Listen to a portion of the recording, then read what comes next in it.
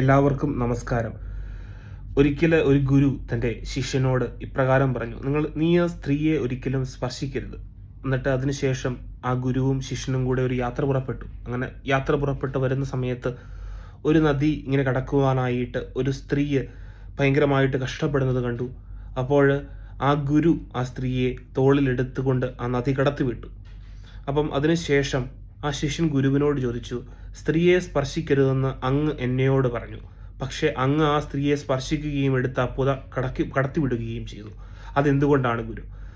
അപ്പോൾ അതിനുശേഷം ഗുരു ഒന്നും മിണ്ടിയില്ല. ഒരു 10, 15, 20 മിനിറ്റിന് ശേഷം ഗുരു ഇപ്രകാരം പറഞ്ഞു, ഞാൻ ആ സ്ത്രീയെ എടുത്ത് കടത്തിവിടുകയാണ് ചെയ്തത്, പക്ഷേ ഇപ്പോഴും നീ നിന്റെ മനസ്സിൽ ആ സ്ത്രീയെ സങ്കല്പിച്ചുകൊണ്ട് ആ സ്ത്രീയെ മനസ്സിൽ വിചാരിച്ചുകൊണ്ട് നടക്കുകയാണ്.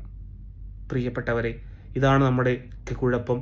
കഴിഞ്ഞ വർഷവും അല്ലെങ്കിൽ 10 വർഷം മുൻപ് നടന്ന കാര്യങ്ങളെപ്പറ്റി ആകുലപ്പെട്ടുകൊണ്ട് നമ്മുടെ മനസ്സിൽ അതിനെപ്പറ്റി ചിന്തിച്ചുകൊണ്ട് വർണ്ണിച്ചുകൊണ്ട് നമ്മളിങ്ങനെ ഓരോ കാര്യങ്ങളെ കൊണ്ടും ഇങ്ങനെ നടക്കുകയാണ്.